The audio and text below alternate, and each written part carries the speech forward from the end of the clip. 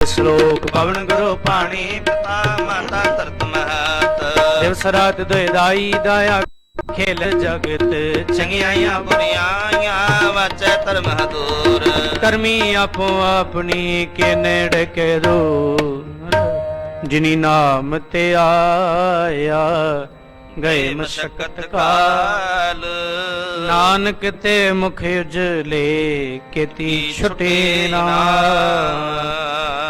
ਵਾਹਿਗੁਰੂ ਜੀ ਕਾ ਖਾਲਸਾ ਵਾਹਿਗੁਰੂ ਜੀ ਕੀ ਫਤਿਹ।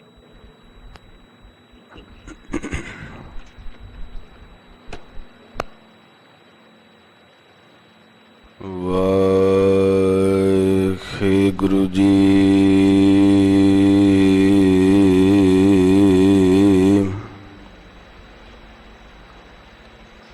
ਇੱਕ ਓੰਕਾਰ ਸਤਿਨਾਮ ਕਰਤਾ ਪੁਰਖ ਨਿਰਭਉ ਨਿਰਵੈਰ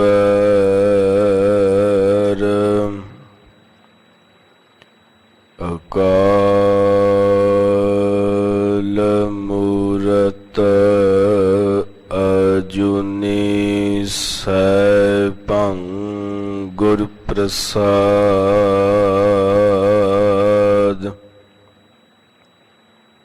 ਚਕਰ ਚਿਹਨ ਅਰ ਬਰਨ ਜਾਤ ਅਰ ਪਾਤ ਨਹਿਨ ਜਿਹ ਰੂਪ ਰੰਗ ਅਰ ਰੇਖ ਭੇਖ ਕੋ ਕਹਿ ਨਾ ਸਕਤ ਕਿਹ ਅਚਲ ਮੂਰਤ ਅਨਭਉ ਪ੍ਰਕਾਸ਼ ਅਮਿਤੋਜ ਕਹਿਜੈ ਕੋਟ ਇੰਦਰ ਇੰਦਰਾਣ ਸਾਹੇ ਸਾਹਾਣ ਗਣਿਜੈ ਤ੍ਰਿਭਵਨ ਮਹੀਪ ਸੁਰ ਨਰ ਅਸੁਰ ਨੇਤ ਨੇਤ ਬਨ ਤ੍ਰਿਣ ਕਹਿਤ ਤੋ ਸਰਬ ਨਾਮ ਕਥੈ ਕਵਨ ਕਰਮ ਨਾਮ ਬਰਨਤ ਸੁਮਤ ਦੀਨਨ ਕੀ ਪ੍ਰਤਪਾਲ ਕਰੈ ਨਿਤ ਸੰਤ ਉਬਾਰ ਗਨੀ ਮਨ ਗਾਰੈ ਪਛ ਪਸੂ ਨਗ ਨਾਗ ਨਰਾਧਪ ਸਰਬ ਸਮੈ ਸਭ ਕੋ ਪ੍ਰਤਪਾਰੈ ਭੂਖਤ ਹੈ ਜਲ ਮੈਂ ਥਲ ਮੈਂ ਪਲ ਮੈਂ ਕਲ ਕੇ ਨਹੀਂ ਕਰਮ ਵਿਚਾਰੈ ਦੀਨ ਦਇਆਲ ਦਇਆ ਨਿਧ ਦੁਖਨ ਦੇਖਤ ਹੈ ਪਰ ਦੇਤ ਨਾ ਹਾਰੈ ਬੇਸੁਮਾਰ ਥਾਹ ਅਗਨਤ ਅਤੁਲੈ ਜਿਉ ਬੁਲਾਵਹੁ ਤਿਉ ਨਾਨਕ ਦਾਸ ਬੋਲੇ ਜਿਉ ਬੁਲਾਵਹੁ ਤਿਉ ਨਾਨਕ ਦਾਸ ਬੋਲੇ ਸੋ ਕਹੋ ਟਲ ਗੁਰ ਸੇਵੀਐ ਅਹਨਿਸ ਸਹਜ ਦਰਸ਼ਨ ਪਰਸੈ ਗੁਰੂ ਕੈ ਜਨਮ ਮਰਨ ਦੁਖ ਜਾਏ ਹੋਵੈ ਸਿਫਤ ਖਸਮ ਦੀ ਨੂਰ ਅਰ ਸਹੁ ਕੁਰ ਸਹੁ ਝਟੀਐ ਤੁਧ ਡਿਠੇ ਸੱਚੇ ਪਾਤਸ਼ਾਹ ਮਲ ਜਨਮ ਜਨਮ ਦੀ ਕੱਟੀਐ ਸਜਣ ਸੱਚਾ ਪਾਤਸ਼ਾਹ ਸਿਰ ਸਾਹਾਂਦੈ ਜਿਸ ਪਾਸ ਬੈਠਿਆ ਸੋਹੀਐ ਸਭਨਾ ਦਾ ਵੇਸਾ ਹੋ ਜਿਸ ਪਾਸ ਬੈਠਿਆ ਸੋਹੀਐ ਸਭਨਾ ਦਾ ਵੇਸਾ ਹੋ। ਸਤਨਾਮ ਸ੍ਰੀ ਵਾਹਿਗੁਰੂ ਸਾਹਿਬ ਜੀਓ। ਰਾਮ ਕਲੀ ਮਹੱਲਾ ਪਹਿਲਾ। ਅੰਤਰ ਉਤਭੁਜ ਅਵਰ ਨ ਕੋਈ, ਜੋ ਕਹੀਐ ਸੋ ਪ੍ਰਭ ਤੈ ਹੋਈ। ਜੁਗ ਹੈ ਜੁਗੰਤਰ ਸਾਹਿਬ ਸਚ ਸੋਈ, ਉਤਪਤ ਪਰਲਾਉ ਅਵਰ ਨ ਕੋਈ।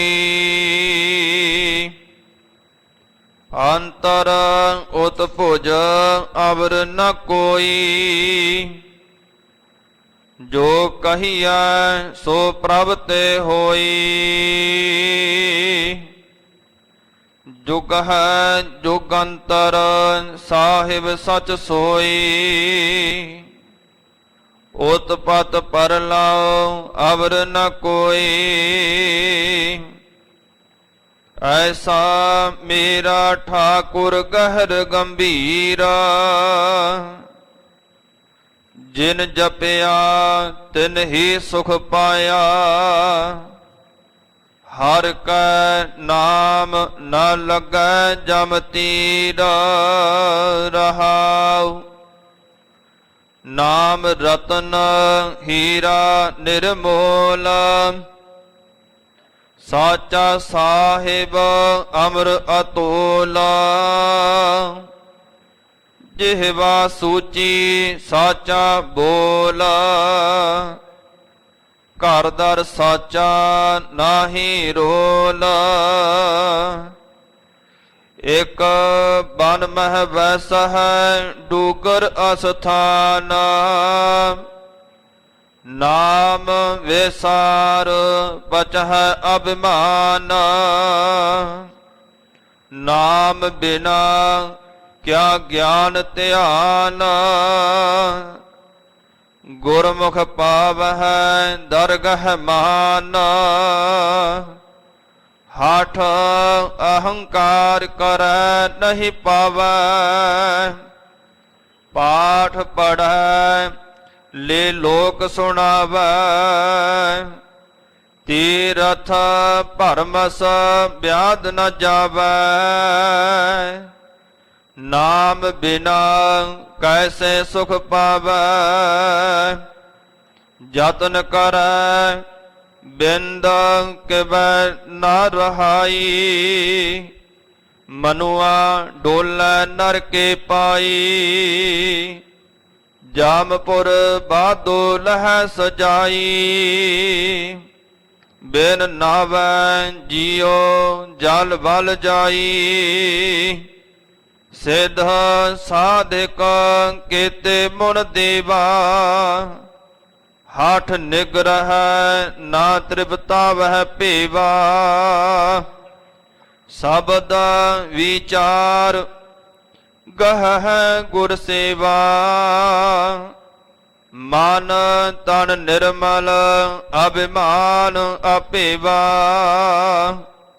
ਕਰਮ ਮਿਲੈ ਪਾਵੈ ਸਚ ਨਾਉ।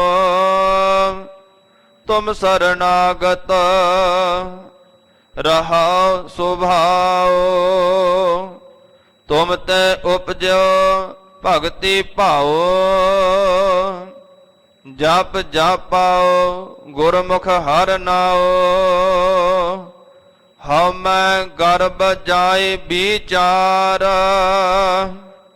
ਹਉਮੈ ਗਰਭ ਜਾਏ ਮਨ ਭੀਨਾ, ਝੂਠ ਨਾ ਪਾਵਸ ਪਾਖੰਡ ਕੀਨਾ। ਬਿਨ ਗੁਰ ਸ਼ਬਦ ਨਹੀਂ ਘਰਵਾਰ, ਨਾਨਕ ਗੁਰਮੁਖ ਤਤ ਵਿਚਾਰ। ਬਿਨ ਗੁਰ ਸ਼ਬਦ ਨਹੀਂ ਘਰਵਾਰ, ਨਾਨਕ ਗੁਰਮੁਖ ਤਤ ਵਿਚਾਰ। ਵਾਹਿਗੁਰੂ ਜੀ ਕਾ ਖਾਲਸਾ ਵਾਹਿਗੁਰੂ ਜੀ ਕੀ ਫਤਿਹ। ਪਰਮ ਸਨਮਾਨਯੋਗ ਜੁਗ ਹੋ ਜੁਗ ਅਟਲ, ਛਤਰ ਚਵਰ ਤਖਤ ਦੇ ਮਾਲਿਕ, ਦੀਨ ਦਿਆਲ ਪਤਿਤ ਪਾਵਨ ਭਗਤ ਵਛਲ ਕਰੁਣਾ ਨਿਧਾਨ, ਵਾਲੀਏ ਕੁਲ ਆਲਮ ਵਾਲੀਏ ਦੋ ਜਹਾਨ, ਸਰਵਰੇ ਕਾਇਨਾਤ ਮੁਜਸਮੈ ਆਬੇ ਹਯਾਤ। ਧੰਨ ਧੰਨ ਸਾਹਿਬ ਸਤਿਗੁਰੂ ਸ੍ਰੀ ਗੁਰੂ ਗ੍ਰੰਥ ਸਾਹਿਬ ਮਹਾਰਾਜ ਸੱਚੇ ਪਾਤਸ਼ਾਹ ਜੀ ਦੀ ਪਵਿੱਤਰ ਪਾਵਨ ਹਜ਼ੂਰੀ ਅੰਦਰ ਹਿੰਦ ਦੀ ਚਾਦਰ ਨੌਵੇਂ ਪਾਤਸ਼ਾਹ ਸਾਹਿਬ ਸਤਿਗੁਰੂ ਗੁਰੂ ਤੇਗ ਬਹਾਦਰ ਸਾਹਿਬ ਸੱਚੇ ਪਾਤਸ਼ਾਹ ਮਹਾਰਾਜ ਜੀ ਦੇ ਪਾਵਨ ਚਰਨ ਛੋਹ ਪ੍ਰਾਪਤ ਅਸਥਾਨ ਗੁਰਦੁਆਰਾ ਸ੍ਰੀ ਦੂਖ ਨਿਵਾਰਨ ਸਾਹਿਬ ਜੀ ਦੀਆਂ ਹਾਜ਼ਰੀਆਂ ਭਰ ਰਹੇ ਗੁਰੂ ਰੂਪ ਗੁਰੂ ਖਾਲਸਾ ਸਤ ਸੰਗੀ ਜਨੋ, ਵਡਭਾਗੇ ਹੋ ਜੋ ਨਿਤਾ ਪ੍ਰਤੀ ਸਾਹਿਬਾਂ ਦੀ ਹਜ਼ੂਰੀ ਅੰਦਰ ਜੁੜ ਕੇ ਸਤਿਗੁਰੂ ਜੀ ਦਾ ਪਵਿੱਤਰ ਜਸ ਆਪ ਜੀ ਸਰਵਣ ਕਰਦੇ ਹੋ।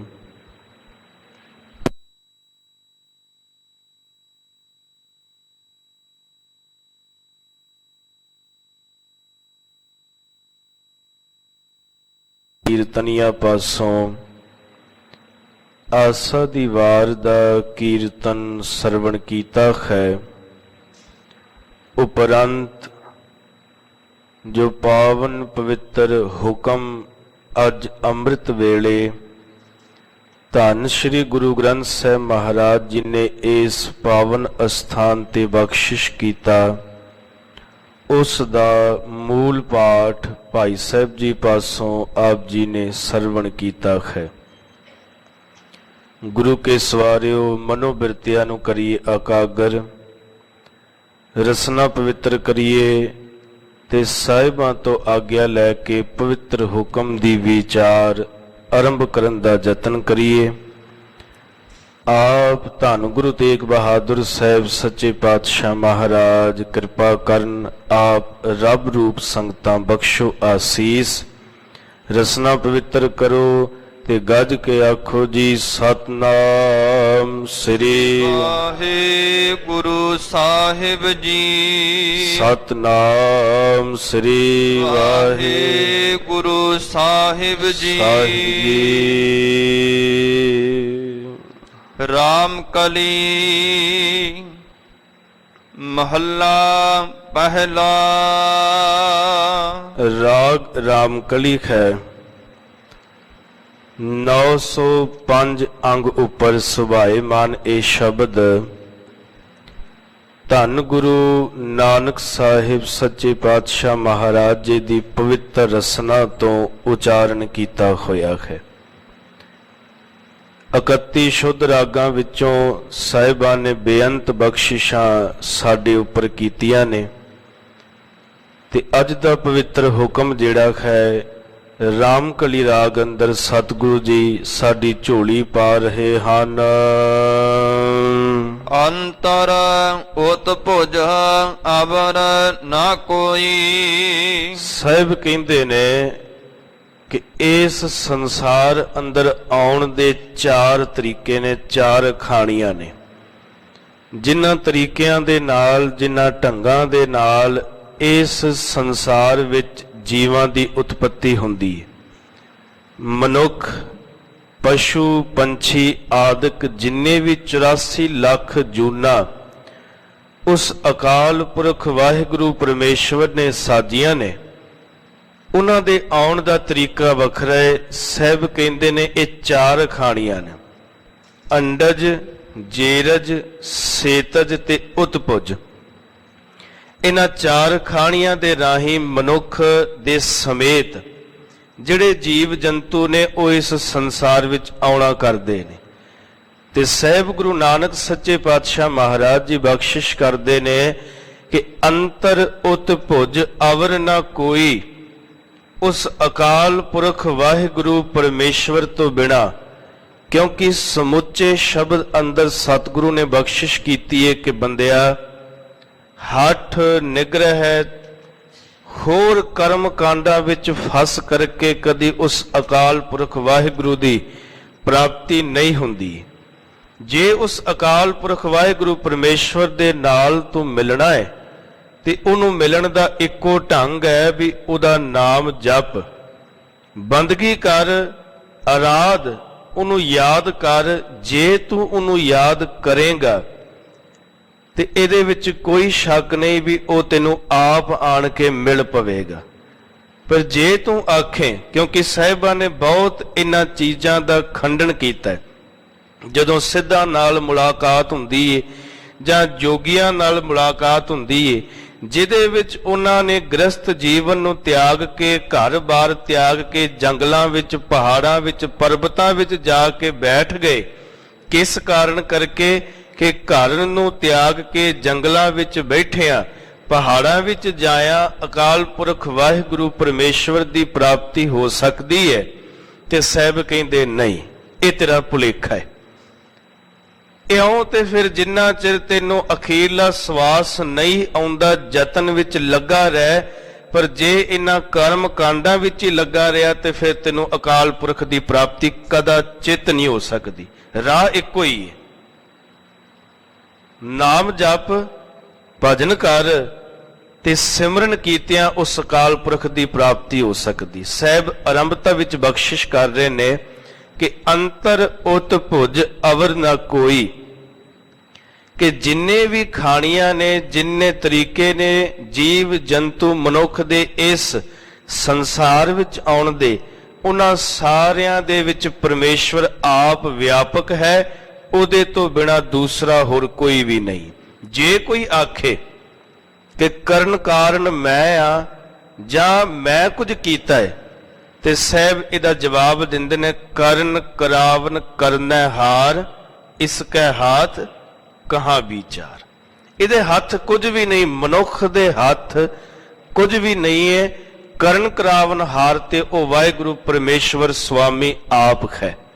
ਤੇ ਹਜ਼ੂਰ ਕਹਿੰਦੇ ਨੇ ਅੰਤਰ ਉਤ ਭੁਜ, ਹਰ ਪਾਸੇ ਉਹ ਵਾਹਿਗੁਰੂ ਪਰਮੇਸ਼ਵਰ ਹੈ, ਉਹਦੇ ਤੋਂ ਬਿਨਾ ਦੂਸਰਾ ਕੋਈ ਨਹੀਂ। ਜੋ ਕਹੀਐ ਸੋ ਪ੍ਰਭ ਤੇ ਹੋਈ, ਜੋ ਕੁਝ ਵੀ ਮਨੁੱਖ ਇਸ ਸੰਸਾਰ ਵਿੱਚ ਕਹਿੰਦੇ ਨੇ ਉਹ ਸਾਰਾ ਕੁਝ ਅਕਾਲ ਪੁਰਖ ਵਾਹਿਗੁਰੂ ਪਰਮੇਸ਼ਵਰ ਤੋਂ ਹੀ ਹੁੰਦਾ ਹੈ।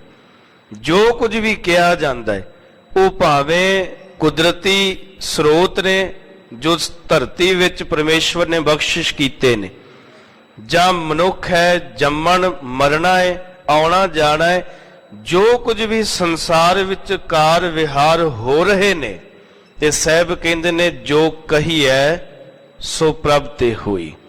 ਮਨੁੱਖ ਦਾ ਇਹਦੇ ਵਿੱਚ ਕੋਈ ਲੈਣ ਦੇਣ ਨਹੀਂ ਹੈ, ਸਾਰਾ ਕੁਝ ਵਾਹਿਗੁਰੂ ਪਰਮੇਸ਼ਵਰ ਤੋਂ ਹੀ ਹੋ ਰਿਹਾ ਹੈ।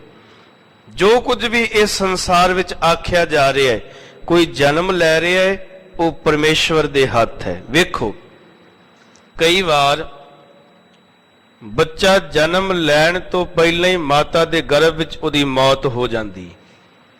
ਕਈ ਵਾਰ ਮਾਤਾ ਦੇ ਗਰਭ ਵਿੱਚੋਂ ਬਾਹਰ ਆਇਆ ਹੀ ਮੌਤ ਹੋ ਜਾਂਦੀ। ਕਈ ਵਾਰ ਸਾਲ 2 ਸਾਲ ਮਹੀਨੇ 6 ਮਹੀਨਿਆਂ ਵਿੱਚ ਮੌਤ ਹੋ ਜਾਂਦੀ। ਇਹਦੇ ਵਿੱਚ ਹੁਣ ਕਿਸੇ ਦਾ ਹੱਥ ਤੇ ਨਹੀਂ। ਜੋ ਕੁਝ ਹੈ ਉਹ ਪ੍ਰਭੂ ਕਰਨ ਵਾਲਾ ਹੈ। ਜੇ ਉਹਨੇ ਜਨਮ ਦਿੱਤਾ ਹੈ ਤੇ ਮੌਤ ਵੀ ਉਹਦੇ ਹੱਥ ਵਿੱਚ ਹੈ।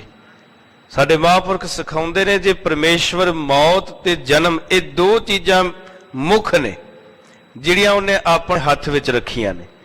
ਜੇ ਉਹ ਜਨਮ ਤੇ ਮਰਨ, ਉਂਝ ਵੈਸੇ ਅਸੀਂ ਸੰਸਾਰ ਦੇ ਕਾਰ ਵਿਹਾਰ ਕਰਨੇ ਆ। ਜੇ ਇੱਕ ਅਵਸਥਾ ਤੇ ਗੱਲ ਕਰੀਏ, ਅਸੀਂ ਆਪਣੀ ਮਰਜ਼ੀ ਨਾਲ ਉੱਠਦੇ ਆ, ਮਰਜ਼ੀ ਨਾਲ ਸੌਂਦੇ ਆ, ਮਰਜ਼ੀ ਨਾਲ ਖਾਂਦੇ ਆ, ਪੀਂਦੇ ਆ, ਕਾਰ ਵਿਹਾਰ ਕਰਦੇ ਆ, ਸਾਰਾ ਕੁਝ ਕਰਨੇ ਪਏ ਆ।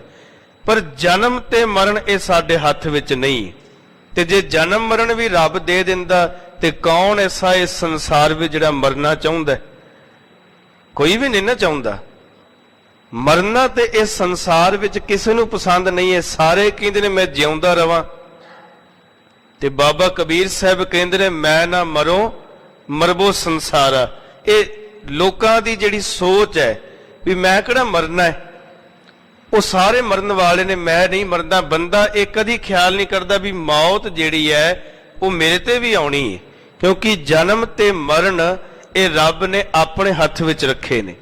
ਨਾ ਮਰਜ਼ੀ ਨਾਲ ਜਨਮ ਹੋ ਸਕਦਾ ਹੈ ਤੇ ਨਾ ਹੀ ਆਪਣੀ ਮਨ ਮਰਜ਼ੀ ਨਾਲ ਬੰਦਾ ਮਰ ਸਕਦਾ ਹੈ। ਇਸ ਕਰਕੇ ਹਜ਼ੂਰ ਕਹਿ ਰਹੇ ਨੇ ਕਿ ਜੋ ਕੁਝ ਵੀ ਆਖਿਆ ਜਾਂਦਾ ਹੈ ਉਹ ਪ੍ਰਭੂ ਵਾਹਿਗੁਰੂ ਪਰਮੇਸ਼ਵਰ ਤੋਂ ਹੀ ਹੋ ਰਿਹਾ ਹੈ ਜੀ। ਜੁਗ ਹੈ ਜੁਗੰਤਰ ਸਾਹਿਬ ਸੱਚ ਸੋਈ। ਉਹ ਵਾਹਿਗੁਰੂ ਪਰਮੇਸ਼ਵਰ ਜੁਗਾ ਜੁਗਾਂਤਰਾਂ ਤੋਂ ਸੱਚ ਹੈ, ਅੱਜ ਤੋਂ ਨਹੀਂ।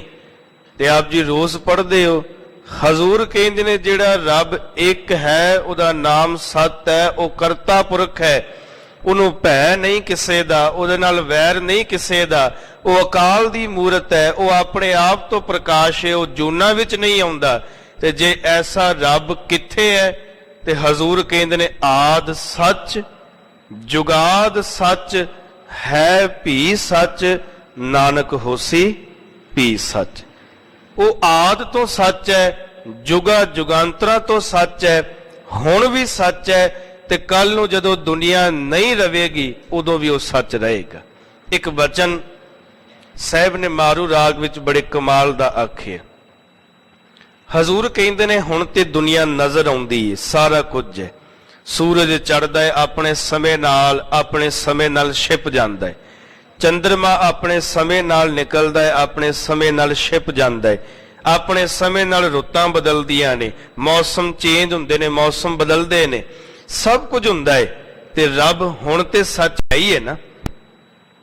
ਪਰ ਸਾਹਿਬ ਕਹਿੰਦੇ ਨੇ ਜਦੋਂ ਇਸ ਤੋਂ ਪਹਿਲਾਂ ਕੁਝ ਵੀ ਨਹੀਂ ਸੀ, ਜਦੋਂ ਸੰਸਾਰ ਬਣਿਆ ਹੀ ਨਹੀਂ ਸੀ, ਹਰ ਪਾਸੇ ਧੁੰਦ ਹੀ ਧੁੰਦ ਛਾਈ ਹੋਈ ਸੀ, ਨਾ ਦਿਨ ਸੀ ਨਾ ਰਾਤ ਸੀ, ਨਾ ਸੂਰਜ ਸੀ ਨਾ ਚੰਦ ਸੀ, ਤੇ ਉਦੋਂ ਵੀ ਰੱਬ ਵਾਹਿਗੁਰੂ ਪਰਮੇਸ਼ਵਰ ਇੱਕ ਹੈ ਸੀ। ਉਹ ਵੀ ਉਦੋਂ ਵੀ ਪ੍ਰਕਾਸ਼ਮਾਨ ਸੀ। ਤੇ ਹਜ਼ੂਰ ਕਹਿੰਦੇ ਨੇ ਅਰਬਦ ਨਰਬਦ ਧੁੰਦੂ ਕਾਰਾ ਧਾਰਨ ਨਾ ਗਗਨਾ ਹੁਕਮ ਅਪਾਰਾ। ਨਾ ਧਰਤੀ ਸੀ ਨਾ ਆਕਾਸ਼ ਸੀ, ਉਹ ਫਿਰ ਵੀ ਸੀ। ਨਾ ਦਿਨ ਰੈਣ ਨਾ ਚੰਦ ਨਾ ਸੂਰਜ ਸੁਨ ਸਮਾਦ ਰਹਾ ਇੰਦਾ। ਨਾ ਦਿਨ ਸੀ ਨਾ ਰਾਤ ਸੀ, ਨਾ ਚੰਦਰਮਾ ਸੀ ਨਾ ਸੂਰਜ ਸੀ, ਉਹ ਉਦੋਂ ਵੀ ਆਪਣੀ ਸੁਨ ਸਮਾਧੀ ਦੇ ਵਿੱਚ ਲੱਗਿਆ ਹੋਇਆ ਸੀ। ਤੇ ਉਹ ਜੁਗਾ ਜੁਗਾਂਤਰਾ ਤੋਂ ਸਾਹਿਬ ਜਿਹੜਾ ਹੈ ਉਹ ਸੱਚ ਹੈ, ਸਾਹਿਬ ਬਖਸ਼ਿਸ਼ ਕਰਦੇ ਹਨ। ਉਤ ਪਤ ਪਰ ਲਾਓ ਆਵਰ ਨਾ ਕੋਈ। ਉਤਪਤ ਕਹਿੰਦੇ ਨੇ ਪੈਦਾ ਕਰਨਾ, ਪਰਲੋ ਕਹਿੰਦੇ ਨੇ ਨਾਸ਼ ਕਰ ਦੇਣਾ। ਤੇ ਉਹ ਪੈਦਾ ਕਰਨ ਵਾਲਾ ਵੀ ਉਹਦੇ ਤੋਂ ਬਿਨਾ ਦੂਸਰਾ ਕੋਈ ਨਹੀਂ, ਤੇ ਮਾਰਨ ਵਾਲਾ ਵੀ ਉਹਦੇ ਤੋਂ ਬਿਨਾ ਦੂਸਰਾ ਕੋਈ ਨਹੀਂ। ਦਾਸ ਕਈ ਵਾਰ ਬੇਨਤੀ ਕਰਦਾ ਹੈ, ਵੇਖੋ ਜੇ ਕਈ ਵਾਰ ਰੱਬ ਮਾਰਨ ਤੇ ਆ ਜਾਏ, ਵੀ ਜਿਹਦੀ ਮੌਤ ਨੇੜੇ ਆ ਜਾਏ, ਮੌਤ ਆ ਜਾਵੇ, ਤੇ ਲੱਖਾਂ ਲੋਕ ਭਾਵੇਂ ਆਪਣੇ ਯਤਨ ਕਰ ਲੈਣ ਉਹਨੂੰ ਬਚਾ ਨਹੀਂ ਸਕਦੇ, ਕਿਉਂਕਿ ਰੱਬ ਵੱਲੋਂ ਮੌਤ ਆ ਚੁੱਕੀ। ਤੇ ਦੂਸਰੇ ਪਾਸੇ ਜੇ ਲੱਖਾਂ ਲੋਕ ਕਿਸੇ ਇੱਕ ਵਿਅਕਤੀ ਨੂੰ ਮਾਰਨ ਦੀ ਕੋਸ਼ਿਸ਼ ਕਰ ਲੈਣ, ਤੇ ਜੇ ਰੱਬ ਬਚਾਉਣ ਤੇ ਆ ਜਾਏ ਤੇ ਉਹਨੂੰ ਮਾਰ ਨਹੀਂ ਸਕਦੇ, ਕਿਉਂਕਿ ਉਤਪਤ ਪਰ ਲਓ ਅਵਰ ਨਾ ਕੋਈ। ਸਾਹਿਬ ਦੇ ਬਚਨ ਨੇ ਅੱਜ ਦੇ, ਉਹਦੇ ਤੋਂ ਬਿਨਾਂ ਦੂਸਰਾ ਕੋਈ ਨਹੀਂ। ਪੈਦਾ ਕਰਨ ਵਾਲਾ ਵੀ ਉਹ ਹੈ ਤੇ ਮਾਰਨ ਵਾਲਾ ਵੀ ਉਹ ਹੈ। ਇਹਨੂੰ ਥੋੜਾ ਜਿਹਾ ਹੋਰ ਸਮਝੀਏ। ਇਸ ਸੰਸਾਰ ਵਿੱਚ ਸਭ ਕੁਝ ਕਰਨ ਵਾਲਾ ਉਹ ਹੈ। ਕਿਸੇ ਨੂੰ ਵੱਡੇ ਤਖਤਾਂ ਤੇ ਬਿਠਾ ਦਿੰਦਾ ਹੈ ਤੇ ਕਿਸੇ ਨੂੰ ਤਖਤਾਂ ਤੋਂ ਲਾ ਵੀ ਦਿੰਦਾ ਹੈ। ਕਿਸੇ ਨੂੰ ਬਹੁਤ ਮਾਣ ਦੇ ਦਿੰਦਾ ਹੈ ਤੇ ਕਿਸੇ ਨੂੰ ਅਪਮਾਨ ਸਹਿਣਾ ਪੈਂਦਾ ਹੈ। ਇਹ ਸਾਰਾ ਕੁਝ ਉਹਦੇ ਹੱਥ ਹੈ। ਤੇ ਇੱਕ ਸ਼ਾਹ ਮੁਹੰਮਦ ਦਾ ਬੜਾ ਸੋਹਣਾ ਇੱਕ ਲੇਖ ਲਿਖਿਆ, ਜਿਹਦੇ ਵਿੱਚ ਉਹ ਕਹਿੰਦਾ ਹੈ, ਕਹਿੰਦੇ ਸਭ ਤੋਂ ਪਹਿਲਾਂ ਮੈਂ ਉਸ ਰੱਬ ਪਰਮੇਸ਼ਰ ਵਾਹਿਗੁਰੂ ਨੂੰ ਨਮਸਕਾਰ ਕਰਦਾ, ਅੱਲਾਹ ਨੂੰ, ਖੁਦਾ ਨੂੰ ਨਮਸਕਾਰ ਕਰਨਾ ਜਿਨੇ ਐਡਾ ਸੋਹਣਾ ਕੁਦਰਤ ਦੀ ਖੇਡ ਜਿਹੜੀ ਉਹ ਰਚਾਉਣੀ ਕੀਤੀ, ਕੁਦਰਤ ਬਣਾਈ ਹੈ ਤੇ ਸਾਰੇ ਪਾਸੇ ਨਕਸ਼ੋ ਨਗਾਰ ਉਹਨੇ ਤਿਆਰ ਕੀਤੇ, ਰੰਗ ਭਰੇ ਨੇ ਫੁੱਲਾਂ ਵਿੱਚ, ਹਰ ਪਾਸੇ ਜਿਹੜੇ ਰੰਗਾ ਰੰਗ ਨਜ਼ਰ ਆਉਂਦੇ ਨੇ। ਤੇ ਫਿਰ ਉਹ ਕਹਿੰਦਾ ਦੋ ਗੱਲਾਂ ਉਹਨੇ ਫਿਰ ਰੱਬ ਦੀ ਤਾਕਤ ਵਾਲੀ ਦਰਸਾਈ। ਉਹ ਕਹਿੰਦਾ ਉਹਦੀ ਤਾਕਤ ਇਸ ਤਰ੍ਹਾਂ, ਜੇ ਉਹ ਚਾਹੇ ਜੋ ਕੁਝ ਉਹਨੇ ਬਣਾਇਆ ਹੈ ਉਹਨੂੰ ਸਮੇਟ ਸਕਦਾ ਹੈ, ਉਹਨੂੰ ਖਤਮ ਕਰ ਸਕਦਾ ਹੈ, ਤੇ ਜੇ ਉਹ ਚਾਹੇ ਤੇ ਉਹ ਖਤਮ ਕਰਕੇ ਨਵਾਂ ਫਿਰ ਬਣਾ ਸਕਦਾ ਹੈ। ਉਤਪਤ ਪਰ ਲਓ, ਪਿਛਲਾ ਜੋ ਕੁਝ ਉਹਨੇ ਬਣਾਇਆ ਹੈ ਉਹਨੂੰ ਖਤਮ ਕਰ ਸਕਦਾ ਹੈ, ਉਹਨੂੰ ਖਤਮ ਕਰਕੇ ਅਗਲਾ ਨਵਾਂ ਕੁਝ ਬਣਾ ਸਕਦਾ ਹੈ। ਤੇ ਉਹ ਕਹਿੰਦਾ ਸ਼ਾਹ ਮੁਹੰਮਦਾ, ਇਸ ਕਰਕੇ ਰੱਬ ਤੋਂ ਡਰ ਨਾ ਕਰੀਏ। ਜੇ ਉਹ ਆਪਣੀ ਆਈ ਤੇ ਆ ਜਾਏ ਤੇ ਉਹ ਭਿਖਾਰੀਆਂ ਵਾਹਿਗੁਰੂ ਰਾਜਿਆਂ ਤੋਂ ਵੀ ਭੀਖ ਮੰਗਾ ਲੈਂਦਾ। ਉਹਦੇ ਬੜੇ ਕਮਾਲ ਦੇ ਬੋਲ ਨੇ। ਉਹ ਕਹਿੰਦਾ ਅਵਲ ਹਮਦ ਜਨਾਬ ਅੱਲਾ ਦੀ ਨੂੰ, ਜਿਹੜਾ ਕੁਦਰਤੀ ਖੇਲ ਬਣਾਵਦਾ ਈ, 14 ਤੁਬਕਾਂ ਦਾ ਨਕਸ਼ੋ ਨਗਾਰ ਕਰਕੇ ਰੰਗਾ ਰੰਗ ਦੇ ਬਾਗ ਲਗਾਵਦਾ ਈ, ਸਫਾ ਪਿਛਲੀਆਂ ਸਭ ਲਪੇਟ ਲੈਂਦਾ, ਅੱਗੋਂ ਹੋਰ ਹੀ ਹੋਰ ਵਿਛਾਵਦਾ ਈ। ਸ਼ਾਹ ਮੁਹੰਮਦਾ, ਉਸ ਤੋਂ ਸਦਾ ਡਰੀਏ, ਰਾਜਿਆਂ ਤੋਂ ਭੀਖ ਮੰਗਾਵਦਾ ਈ। ਉਹ ਤੇ ਰਾਜਿਆਂ ਕੋਲੋਂ ਭੀਖ ਮੰਗਾ ਲੈਂਦਾ ਹੈ। ਉਤਪਤ ਪਰ ਲਓ। ਧੰਨ ਗੁਰੂ ਨਾਨਕ ਸਾਹਿਬ ਸੱਚੇ ਪਾਤਸ਼ਾਹ ਮਹਾਰਾਜ ਜਿਸ ਵੇਲੇ ਬਗਦਾਦ ਦੀ ਧਰਤੀ ਤੇ ਗਏ ਨੇ, ਦਸਤਗੀਰ ਪੀਰ ਦੇ ਨਾਲ ਉਹਨਾਂ ਦੀ ਮੁਲਾਕਾਤ ਹੁੰਦੀ। ਉਹਨੇ 3 ਸਵਾਲ ਸਤਿਗੁਰੂ ਜੀ ਦੇ ਸਮਕਸ਼ ਰੱਖੇ ਨੇ, ਕਿਉਂਕਿ ਸਾਖੀ ਲਮੇਰੀ ਹੈ। ਮੈਂ ਸਿਰਫ ਜੋ ਆਪਣਾ ਪ੍ਰਸੰਗ ਹੈ ਉਹਦੇ ਵਿੱਚੋਂ ਆਪ ਜੀ ਦੇ ਚਰਨਾਂ ਵਿੱਚ ਬੇਨਤੀ ਕਰਾਂਗਾ। ਰੱਬ ਕਿੱਥੇ ਵਸਦਾ ਹੈ? ਰੱਬ ਤੋਂ ਪਹਿਲਾਂ ਕੀ ਸੀ? ਰੱਬ ਦਾ ਕੰਮ ਕੀ ਹੈ? ਰੱਬ ਕੀ ਕਰਦਾ ਹੈ? ਸਾਰੇ ਸਵਾਲਾਂ ਦੇ ਤੇ ਜਦੋਂ ਤੀਜਾ ਸਵਾਲ ਆਇਆ ਵੀ ਰੱਬ ਦਾ ਕੰਮ ਕੀ ਹੈ, ਤੇ ਉਹ ਦਸਤਗੀਰ ਪੀਰ ਜਿਹੜਾ ਆਪਣੇ ਤਖਤ ਉੱਪਰ ਬੈਠਾ ਹੈ, ਸਤਿਗੁਰੂ ਸਨਮੁਖ ਖਲੋਤੇ ਨੇ, ਤੇ ਹਜ਼ੂਰ ਕਹਿੰਦੇ ਨੇ ਪੀਰ ਜੀ ਜਵਾਬ ਤੇ ਅਸੀਂ ਦੇਾਂਗੇ, ਪਰ ਇਉਂ ਕਰੋ ਜਿੱਥੇ ਤੁਸੀਂ ਬੈਠੇ ਹੋਏ ਹੋ ਨਾ, ਥੱਲੇ ਉਤਰ ਆਓ ਤੇ ਮੈਨੂੰ ਬਹਿ ਲੈਣ ਦਿਓ। ਉਹਨੇ ਮਨ ਵਿੱਚ ਸੋਚਿਆ ਵੀ ਲੱਗਦਾ ਫਕੀਰ ਇੰਨੇ ਦੂਰੋਂ ਹਿੰਦੁਸਤਾਨ ਦੀ ਧਰਤੀ ਤੋਂ ਸਫ਼ਰ ਕਰਕੇ ਆਇਆ ਹੈ ਤੇ ਥੱਕ ਗਿਆ ਹੋਵੇਗਾ, ਇਹ ਬਹਿਣਾ ਚਾਹੁੰਦਾ ਹੈ। ਤੇ ਕੋਈ ਗੱਲ ਨਹੀਂ, ਮੇਰੇ 2 ਸਵਾਲਾਂ ਦੇ ਇੰਨੇ ਸਹੀ ਜਵਾਬ ਦਿੱਤੇ ਨੇ ਤੇ ਮੈਂ ਇਹਨੂੰ ਬਹਿਣ ਦਿੰਨਾ। ਉਹ ਦਸਤਗੀਰ ਪੀਰ ਜਿਹੜਾ ਸੀ ਥੱਲੇ ਉਤਰ ਆਇਆ, ਧੰਨ ਗੁਰੂ ਨਾਨਕ ਸਾਹਿਬ ਸੱਚੇ ਪਾਤਸ਼ਾਹ ਨੂੰ ਆਪਣੇ ਤਖਤ ਉੱਪਰ ਬਿਠਾਇਆ। ਬਹਿ ਕੇ ਸਤਿਗੁਰੂ ਜੀ ਨੇ ਅੱਖਾਂ ਬੰਦ ਕਰ ਲਈਆਂ, ਕੁਝ ਸਮਾਂ ਜਵਾਬ ਨਾ ਦਿੱਤਾ।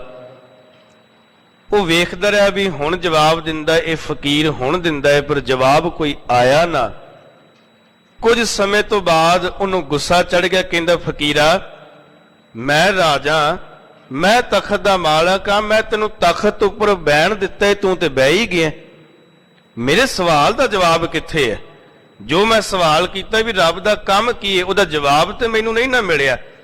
ਮੈਂ ਥੱਲੇ ਖਲੋਤਾ ਹੋਇਆ, ਤੂੰ ਮੇਰੇ ਤਖਤ ਉੱਪਰ ਬੈਠਾ, ਜਵਾਬ ਕਿੱਥੇ ਹੈ? ਉਹ ਕਹਿੰਦਾ ਭਲਿਆ ਪੁਰਖ ਹੈ, ਤੈਨੂੰ ਸਮਝ ਤੱਕ ਰੱਬ ਦਾ ਕੰਮ ਹੀ ਇਹ ਹੈ ਵੀ ਤੇਰੇ ਵਰਗਿਆਂ ਨੂੰ ਤਖਤਾਂ ਤੋਂ ਥੱਲੇ ਲਾ ਕੇ ਤੇ ਮੇਰੇ ਵਰਗਿਆਂ ਨੂੰ ਤਖਤਾਂ ਉੱਪਰ ਬਿਠਾ ਦਿੰਦਾ ਹੈ। ਇਹ ਉਹਦਾ ਕੰਮ ਹੈ। ਜੇ ਉਹ ਆਪਣੀ ਆਈ ਤੇ ਆਵੇ ਤੇ ਉਹ ਭੇਖਾਰੀ ਤੇ ਰਾਜ ਕਰਾਵੇ, ਰਾਜਾ ਤੇ ਭੇਖਾਰੀ। ਉਤਪਤ ਪਰ ਲਓ, ਅਵਰ ਨਾ ਕੋਈ ਪੈਦਾ ਕਰਨ ਵਾਲਾ ਤੇ ਨਾਸ਼ ਕਰਨ ਵਾਲਾ ਉਹ ਪਰਮੇਸ਼ਵਰ ਆਪ ਹੈ, ਉਹਦੇ ਤੋਂ ਬਿਨਾ ਦੂਸਰਾ ਕੋਈ ਨਹੀਂ। ਸਹਿਬ ਬਖਸ਼ਿਸ਼ ਕਰਦੇ ਹਨ। ਐਸਾ ਮੇਰਾ ਠਾਕੁਰ ਗਹਿਰ ਗੰਭੀਰ। ਹਜ਼ੂਰ ਕਹਿੰਦੇ ਨੇ ਇਹੋ ਜਿਹਾ ਮੇਰਾ ਠਾਕੁਰ ਹੈ ਜਿਹਦੀ ਮੈਂ ਆਰਾਧਨਾ ਕਰਦਾ ਵਾਂ, ਜਿਹਨੂੰ ਧਿਆਉਣਾ, ਜਿਹਨੂੰ ਸਦਾ ਆਪਣੇ ਚੇਤੇ ਵਿੱਚ ਰੱਖਦਾ। ਐਸਾ ਹੈ ਮੇਰਾ ਰੱਬ ਪਰਮੇਸ਼ਵਰ ਵਾਹਿਗੁਰੂ, ਗਹਿਰ ਗੰਭੀਰ ਹੈ। ਤੇ ਰੋਜ਼ ਆਪ ਜੀ ਪੜ੍ਹਦੇ ਹੋ, ਹਜ਼ੂਰ ਕਹਿੰਦੇ ਨੇ ਸੋਹਣ ਵੱਡਾ ਆਖੈ ਸਭ ਕੋਏ, ਕੇਵਡ ਵੱਡਾ ਡੀਠਾ ਹੋਏ, ਕੀਮਤ ਪਾਏ ਨਾ ਕਹਿਆ ਜਾਏ, ਕਹਿਣਾ ਵਾਲੇ ਤੇਰੇ ਰਹੇ ਸੁਮਾਏ, ਵੱਡੇ ਮੇਰੇ ਸਾਹਿਬਾ ਗਹਿਰ ਗੰਭੀਰਾ, ਗੁਣੀ ਗਹੀਰਾ, ਕੋਈ ਨਾ ਜਾਣੈ ਤੇਰਾ ਕੀਤਾ ਕੇਵਡ ਚੀਰਾ। ਇਹ ਉਹ ਰੱਬ ਵਾਹਿਗੁਰੂ ਪਰਮੇਸ਼ਵਰ ਦੀ ਸਿਫਤ ਸਲਾਹ ਹੈ, ਉਹਦੀ ਵਡਿਆਈ ਹੈ। ਐਸਾ ਮੇਰਾ ਠਾਕੁਰ ਹੈ ਗਹਿਰ ਗੰਭੀਰ।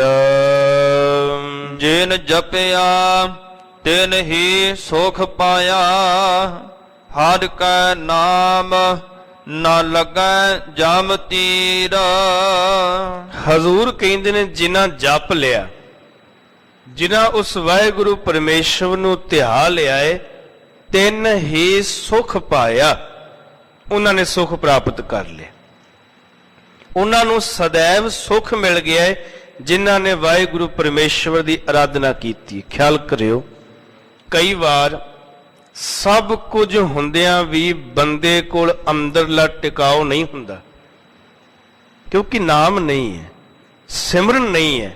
ਤੇ ਕਈ ਵਾਰ ਝੁੱਗੀ ਝੌਂਪੜੀ ਵਿੱਚ ਰਹਿੰਦਿਆਂ ਵੀ ਅੰਦਰਲਾ ਟਿਕਾ ਬਣਿਆ ਰਹਿੰਦਾ ਹੈ, ਕਿਉਂਕਿ ਨਾਮ ਹੈ, ਸਿਮਰਨ ਹੈ। ਜਿਹਦੇ ਪੱਲੇ ਸਿਮਰਨ ਹੈ ਉਹ ਫਿਰ ਭਾਵੇਂ ਬਾਹਰੀ ਤੌਰ ਤੇ ਗਰੀਬ ਹੀ ਕਿਉਂ ਨਹੀਂ ਹੈ, ਤੇ ਸਾਹਿਬ ਕਹਿੰਦੇ ਨੇ ਉਹਨੇ ਸੁਖ ਪ੍ਰਾਪਤ ਕਰ ਲਿਆ, ਉਹ ਅੰਦਰੋਂ ਟਿਕਿਆ ਹੋਏ। ਗੁਰੂ ਕੇ ਸਵਾਰਿਓ, ਜੇ ਅੰਦਰਲਾ ਟਿਕਾ ਹੀ ਨਹੀਂ ਆਇਆ ਤੇ ਬਾਹਰਲੀ ਮਾਇਆ, ਬਾਹਰਲੇ ਧਨ ਪਦਾਰਥਾਂ ਤੋਂ ਕੀ ਲੈਣਾ ਜੇ ਅੰਦਰ ਹੀ ਨਾ ਟਿਕਿਆ। ਤੇ ਅਸਲ ਜਿਹੜਾ ਮਕਸਦ ਹੈ ਮਨੁੱਖ ਦਾ, ਉਹ ਤੇ ਅੰਦਰ ਟਿਕਣਾ ਚਾਹੀਦਾ ਹੈ ਨਾ।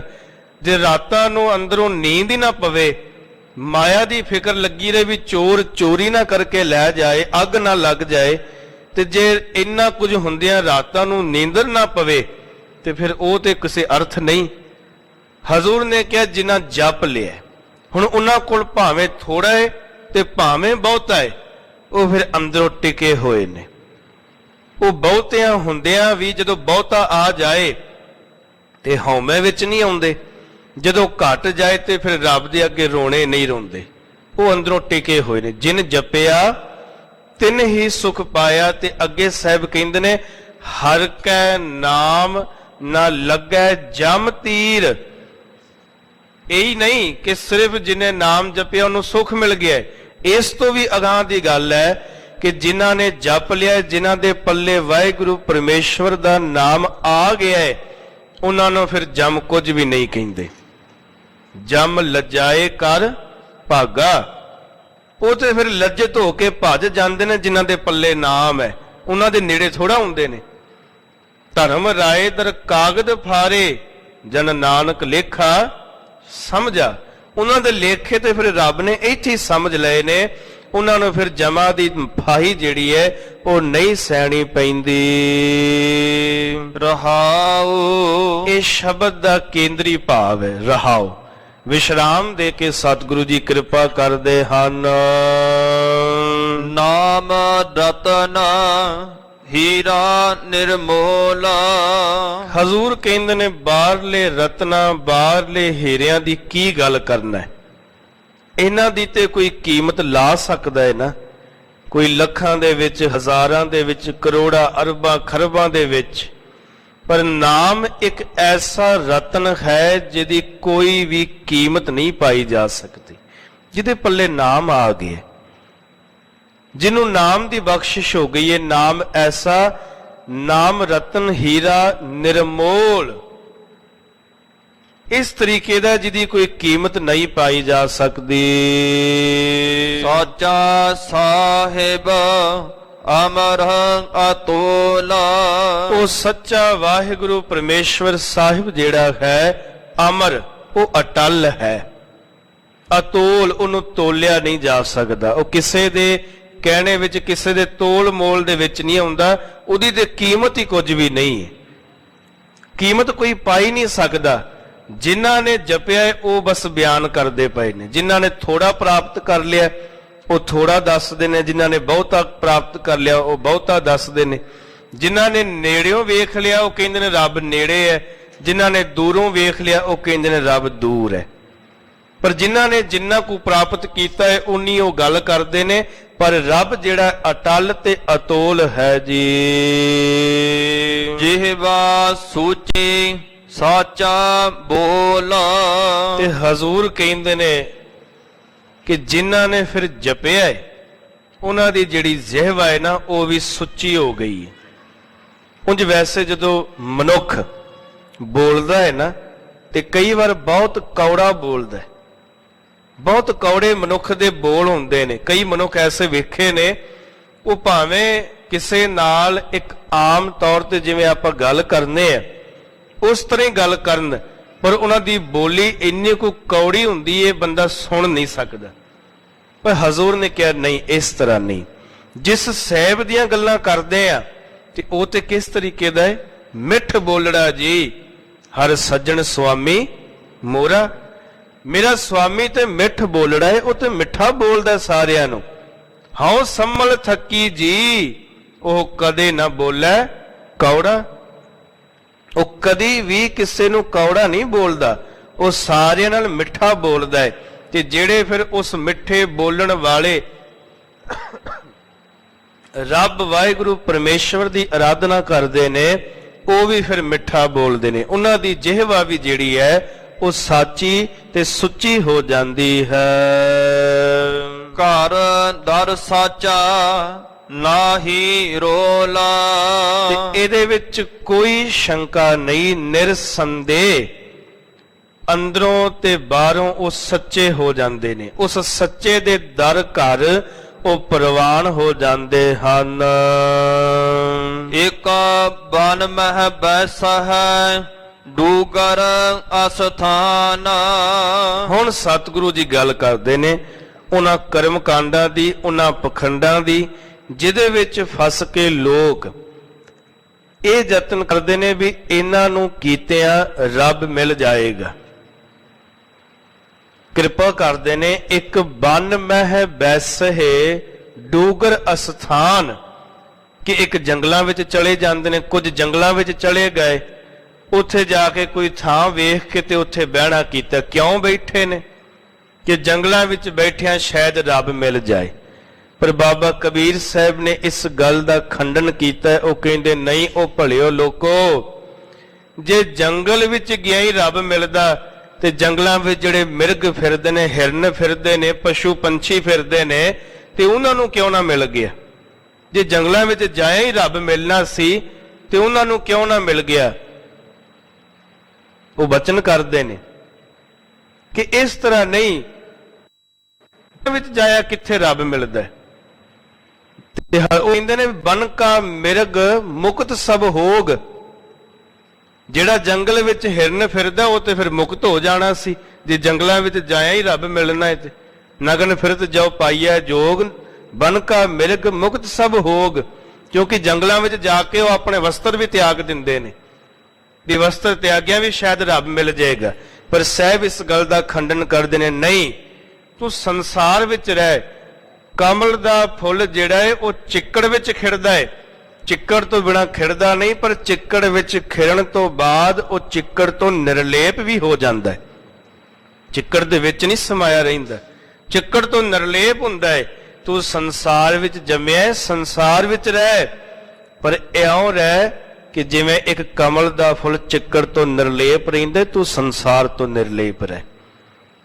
ਮਾਇਆ ਵਿੱਚ ਰਹਿ ਪਰ ਮਾਇਆ ਤੋਂ ਨਿਰਲੇਪ ਰਹਿ। ਪਦਾਰਥਾਂ ਵਿੱਚ ਰਹਿ ਪਰ ਪਦਾਰਥਾਂ ਤੋਂ ਨਿਰਲੇਪ ਰਹਿ। ਪਰ ਇਸ ਤਰ੍ਹਾਂ ਜੰਗਲਾਂ ਵਿੱਚ ਜਾਇਆ ਕਦੀ ਰੱਬ ਨਹੀਂ ਮਿਲਦਾ। ਸਾਹਿਬ ਕਹਿੰਦੇ ਨੇ ਇੱਕ ਜਿਹੜੇ ਨੇ ਕਈ, ਇੱਕ ਤੋਂ ਭਾਵ ਜਿਹੜੇ ਕਈ ਨੇ, ਉਹ ਜੰਗਲਾਂ ਵਿੱਚ ਜਾ ਕੇ ਕਈ ਅਸਥਾਨ ਲੱਭ ਕੇ ਤੇ ਬੈਠ ਗਏ ਹਨ। ਨਾਮ ਬੇਸਾਰ ਪਚਹ ਅਭਿਮਾਨ। ਤੇ ਕੀ ਹੋਇਆ ਹੈ? ਵਾਹਿਗੁਰੂ ਪਰਮੇਸ਼ਵਰ ਦੇ ਨਾਮ ਨੂੰ ਉਹਨਾਂ ਨੇ ਵਿਸਾਰ ਦਿੱਤਾ ਹੈ, ਰੱਬ ਦੇ ਨਾਮ ਨੂੰ ਚੇਤੇ ਨਹੀਂ ਕੀਤਾ। ਮਤਾ ਕਿਤੇ ਭੁਲੇਖਾ ਹੋਵੇ ਵੀ ਜੰਗਲਾਂ ਵਿੱਚ ਜਾ ਕੇ ਤੇ ਉਹ ਰੱਬ ਦਾ ਨਾਮ ਜਪਦੇ ਪਏ ਨੇ, ਨਹੀਂ, ਉਹ ਤੇ ਵਿਸਾਰ ਚੁੱਕੇ ਨੇ। ਖਿਆਲ ਕਰਿਓ, ਕਿਉਂਕਿ ਕਈ ਵਾਰ ਜਿਹੜੀ ਅੰਦਰਲੀ ਹਉਮੈ ਫਿਰ ਉਹ ਕਹਿੰਦੀ ਲੈ ਤੇਰੇ ਤੋਂ ਵੱਡਾ ਤੇ ਕੋਈ ਹੈ ਹੀ ਨਹੀਂ, ਤੂੰ ਤੇ ਘਰ ਵੀ ਛੱਡ ਦਿੱਤਾ, ਤੂੰ ਵਸਤਰ ਵੀ ਤਿਆਗ ਦਿੱਤੇ, ਬਸ ਹੁਣ ਕੁਝ ਸਮੇਂ ਵਿੱਚ ਹੀ ਤੈਨੂੰ ਰੱਬ ਮਿਲ ਜਾਣਾ ਹੈ। ਸਾਹਿਬ ਕਹਿੰਦੇ ਨਹੀਂ, ਇਹ ਰਾਹ ਨਹੀਂ ਹੈ ਪਰਮੇਸ਼ਰ ਦਾ, ਗੱਲੀ ਬਾਤੀ ਨਹੀਂ। ਭਾਈ ਗੁਰਦਾਸ ਸਾਹਿਬ ਇੱਕ ਬਚਨ ਕਹਿੰਦੇ ਨੇ ਨਾ, ਪੁੱਛਤ ਪਤਖ ਤਹਿ ਮਾਰਗ ਨਾ ਧਾਰੈ ਪਗ, ਪ੍ਰੀਤਮ ਕੇ ਦੇਸ ਕੈਸੇ ਬਾਤਨ ਸੇ ਜਾਈਐ। ਗੱਲੀ ਬਾਤੀ ਉਸ ਪ੍ਰੀਤਮ ਦੇ ਦੇਸ਼ ਨਹੀਂ ਜਾਇਆ ਜਾਣਾ, ਇਹ ਤੇ ਜਪਣਾ ਪੈਣਾ ਹੈ, ਉਹਨੂੰ ਧਿਆਉਣਾ ਪੈਣਾ ਹੈ। ਤੇ ਉੱਥੇ ਉਹ ਕੀ ਕਰਦੇ ਨੇ, ਜੰਗਲਾਂ ਵਿੱਚ ਗਏ, ਨਾਮ ਵਿਸਾਰ ਦਿੱਤਾ ਤੇ ਅਭਿਮਾਨ ਹਉਮੈ ਦੇ ਵਿੱਚ ਪਚੇ ਗਏ ਹਨ, ਫਸ ਚੁੱਕੇ ਹਨ। ਨਾਮ ਬਿਨਾ ਕਿਆ ਗਿਆਨ ਧਿਆਨ। ਹਜ਼ੂਰ ਕਹਿੰਦੇ ਨੇ ਕਿ ਵਾਹਿਗੁਰੂ ਪਰਮੇਸ਼ਵਰ ਤੋਂ ਬਿਨਾ ਕੀ ਗਿਆਨ ਧਿਆਨ। ਜੇ ਨਾਮ ਹੀ ਨਾ ਪੱਲੇ ਹੋਇਆ ਤੇ ਇਹੋ ਜਿਹਾ ਗਿਆਨ ਵੀ ਫੋਕਾ ਹੈ, ਤੇ ਜੇ ਨਾਮ ਹੀ ਨਾ ਹੋਇਆ ਤੇ ਫਿਰ ਧਿਆਨ ਕਾਹਦਾ ਲਾਉਣਾ। ਨਾਮ ਤੋਂ ਬਿਨਾ ਕੋਈ ਗਿਆਨ ਨਹੀਂ। ਜਿਨ੍ਹਾਂ ਨੂੰ ਭਜਨ ਬੰਦਗੀ ਦੀ ਦਾਤ ਮਿਲ ਗਈ ਏ ਤੇ ਰੱਬ ਨੇ ਉਹਨਾਂ ਨੂੰ ਤਿੰਨਾਂ ਲੋਕਾਂ ਦਾ ਗਿਆਨ ਕਰਵਾ ਦਿੱਤਾ ਹੈ। ਜਿਹੜੇ ਜਪੀ ਤਪੀ ਸਤਿਪੁਰਖ ਹੁੰਦੇ ਨੇ ਨਾ, ਉਹ ਤ੍ਰੈਕਾਲਦਰਸ਼ੀ ਹੁੰਦੇ ਨੇ। ਉਹਨਾਂ ਨੂੰ ਤਿੰਨਾਂ ਕਾਲਾਂ ਦਾ ਗਿਆਨ ਹੁੰਦਾ ਹੈ, ਤਿੰਨਾਂ ਲੋਕਾਂ ਦਾ ਗਿਆਨ ਹੁੰਦਾ ਹੈ।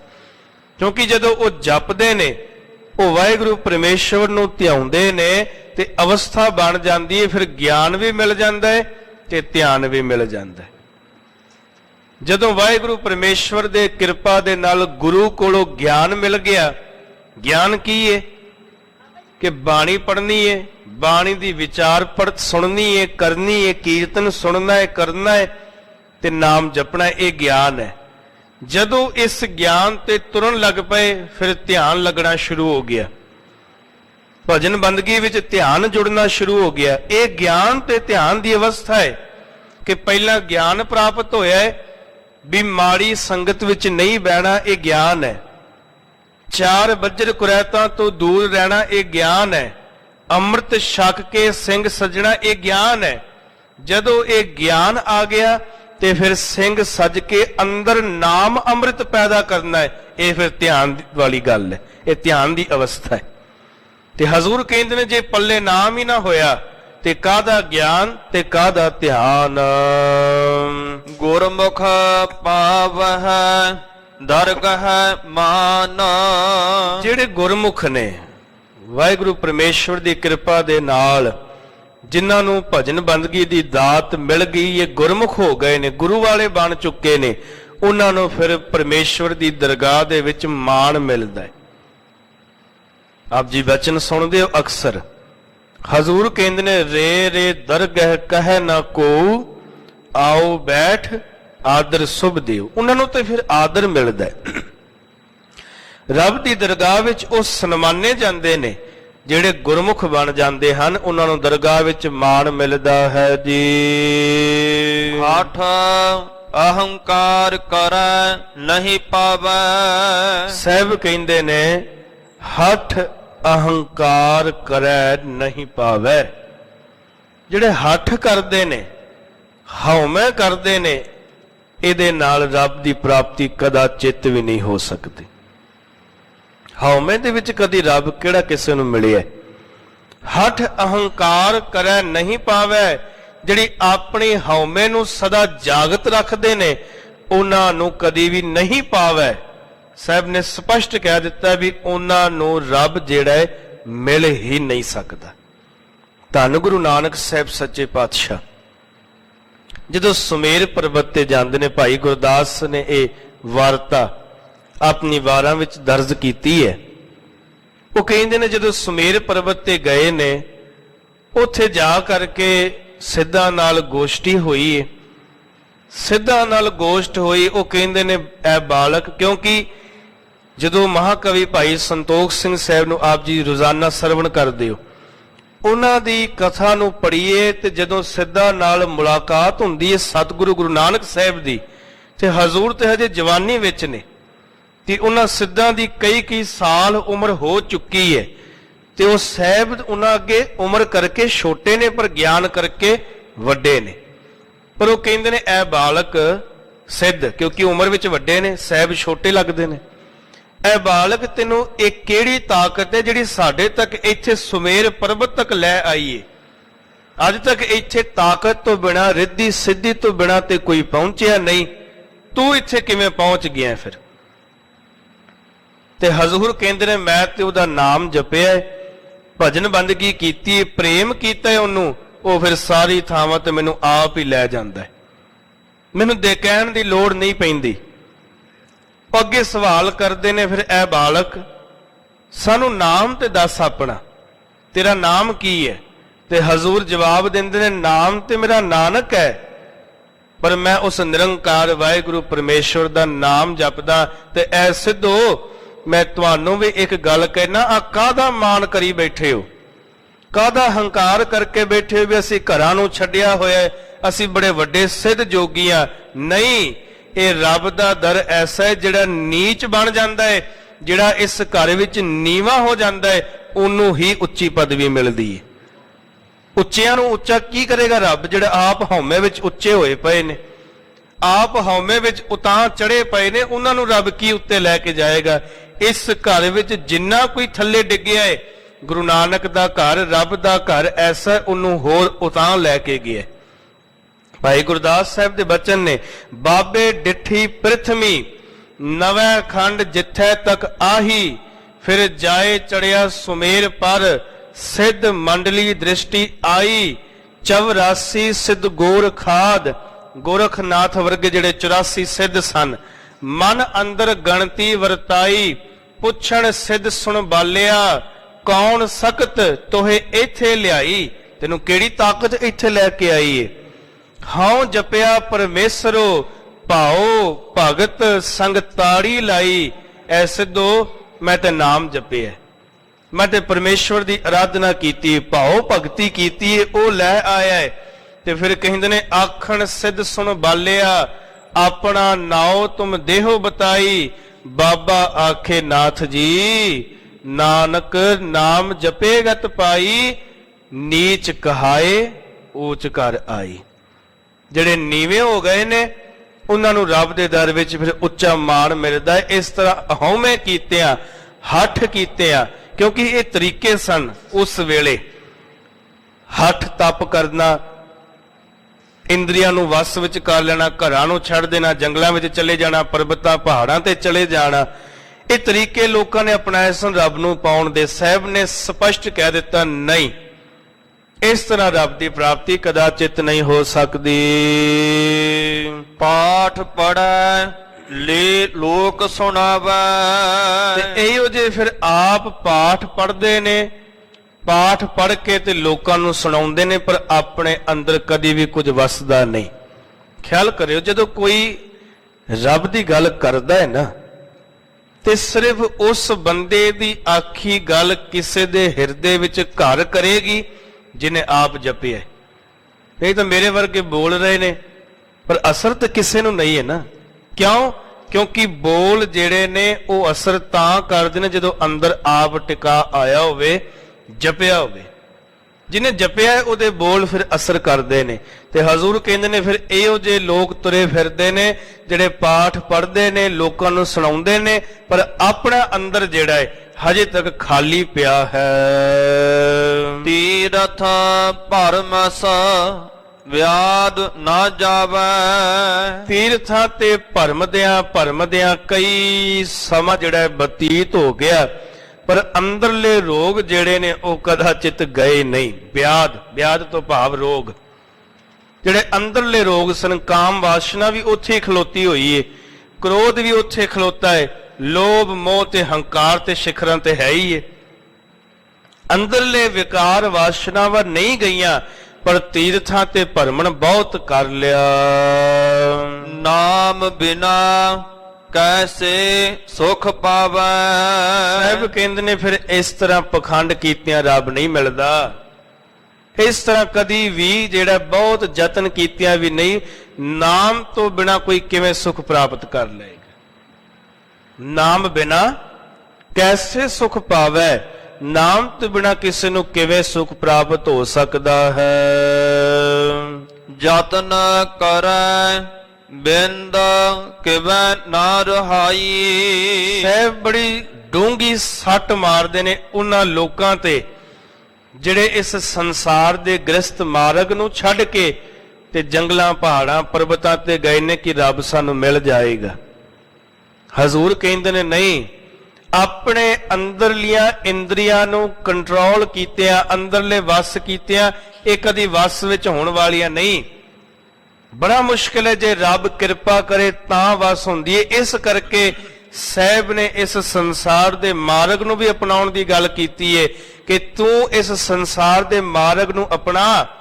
ਜਦੋਂ ਕਾਮ ਵਾਸ਼ਨਾ ਤੇਰੇ ਅੰਦਰਲੀ ਜਾ ਕੇ ਵਾਸ਼ਨਾਵਾਂ ਤੇਰੇ ਅੰਦਰ ਪੈਦਾ ਹੋਣ, ਇਸ ਸੰਸਾਰ ਦੇ ਮਾਰਗ ਵਿੱਚ ਵਿਚਰਦਿਆਂ ਤੂੰ ਨਾ ਵਾਸ਼ਨਾਵਾਂ ਨੂੰ ਸ਼ਾਂਤ ਕਰ ਸਕੇ, ਪਰ ਕਿਤੇ ਇਹ ਨਾ ਹੋਵੇ ਵੀ ਮਾਰਗ ਛੱਡ ਕੇ ਤੇ ਵਾਸ਼ਨਾਵਾਂ ਫਿਰ ਉੱਥੇ ਖਲੋਤੀਆਂ ਰਹਿਣ। ਤੇ ਬਾਬਾ ਕਬੀਰ ਸਾਹਿਬ ਕਹਿੰਦੇ ਨੇ, ਬਿੰਦ ਰਾਖ ਜੋ ਤਰੀਐ ਭਾਈ, ਖੁਸਰੇ ਕਿਉਂ ਨਾ ਪਰਮਗਤ ਪਾਈ। ਜੇ ਉਹਨੇ ਕਿਉਂ ਨਾ ਪਰਮਗਤ ਪ੍ਰਾਪਤ ਕਰ ਲਈ, ਉਹਦੇ ਸੰਸਾਰ ਦੇ ਮਾਰਗ ਵਿੱਚ ਆਇਆ ਹੀ ਨਹੀਂ। ਹਜ਼ੂਰ ਕਹਿੰਦੇ ਨੇ ਇਸ ਤਰ੍ਹਾਂ ਨਹੀਂ ਹੁੰਦਾ। ਮਨੁਆ ਡੋਲੈ ਨਰਕੇ ਪਾਈ। ਆ ਜਿਹੜਾ ਮਨੁਆ ਹੈ ਨਾ, ਮਨ ਹੈ, ਇਹ ਡੋਲਦਾ ਰਹਿੰਦਾ, ਇਹ ਟਿਕਣ ਵਾਲਾ ਨਹੀਂ ਹੈ, ਇਹ ਕਦਾਚਿਤ ਟਿਕਦਾ ਨਹੀਂ ਹੈ।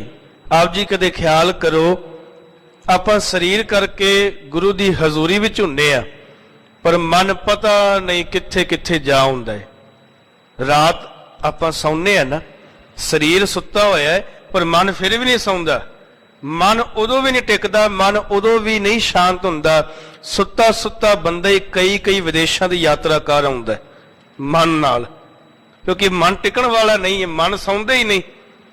ਸਰੀਰ ਤੇ ਸੁੱਤਾ ਹੋਇਆ ਪਰ ਮਨ ਨਹੀਂ ਟਿਕਦਾ।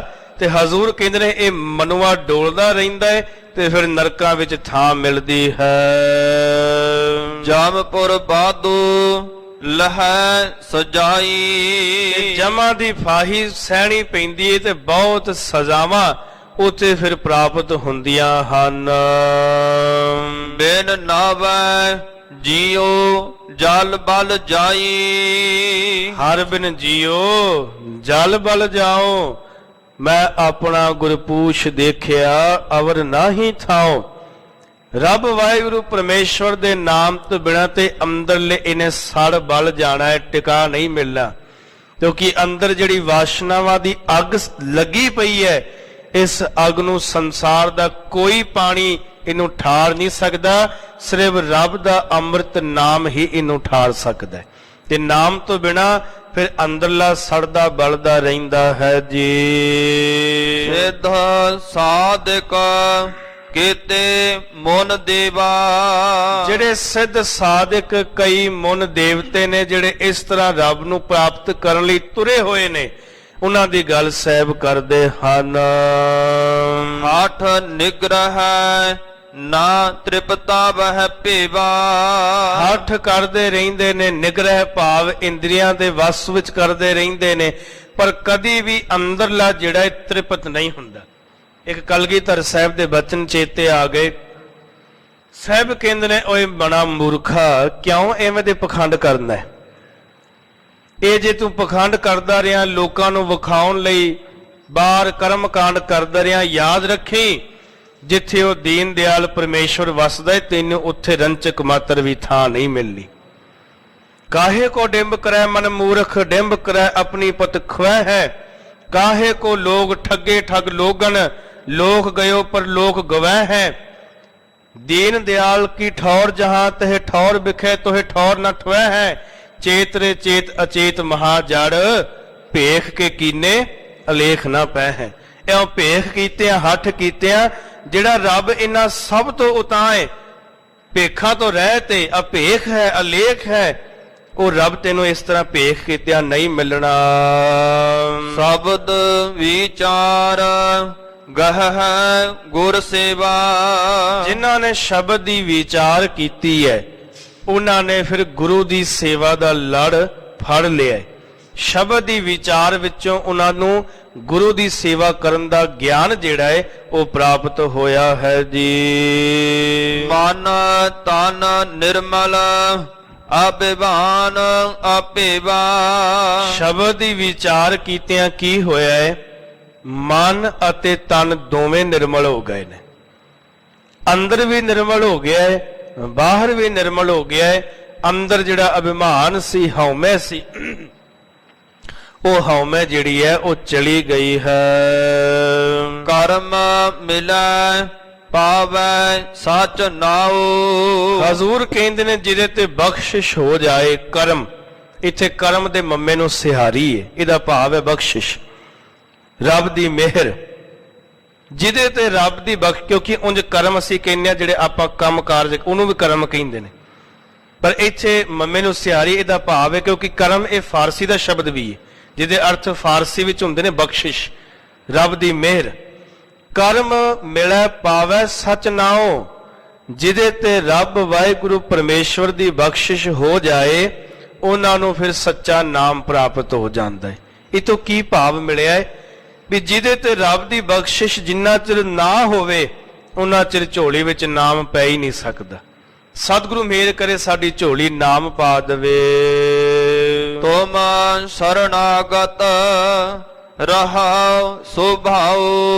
ਐ ਸਤਿਗੁਰੂ ਸੱਚੇ ਪਾਤਸ਼ਾਹ ਜੀ, ਮੈਂ ਤੇਰੀ ਸ਼ਰਣਾਈ ਹਾਂ, ਮੈਂ ਤੇਰੇ ਦਰ ਤੇ ਡਿੱਗ ਚੁੱਕਾ, ਤੂੰ ਕਿਰਪਾ ਕਰ ਮੈਨੂੰ ਰੱਖ ਲੈ। ਤੁਮ ਤੇ ਉਪਜਿਓ ਭਗਤੀ ਭਾਉ। ਜਦੋਂ ਤੁਸੀਂ ਕਿਰਪਾ ਕਰੋਗੇ ਤੁਹਾਡੇ ਤੋਂ ਹੀ, ਤੁਹਾਡੇ ਨਾਲ ਹੀ, ਤੁਹਾਡੀ ਬਖਸ਼ਿਸ਼ ਨਾਲ ਹੀ ਮੇਰੇ ਅੰਦਰ ਭਾਵ ਪ੍ਰੇਮ ਤੇ ਭਗਤੀ ਰਸ ਜਿਹੜਾ ਹੈ ਉਹ ਪੈਦਾ ਹੋ ਸਕੇਗਾ।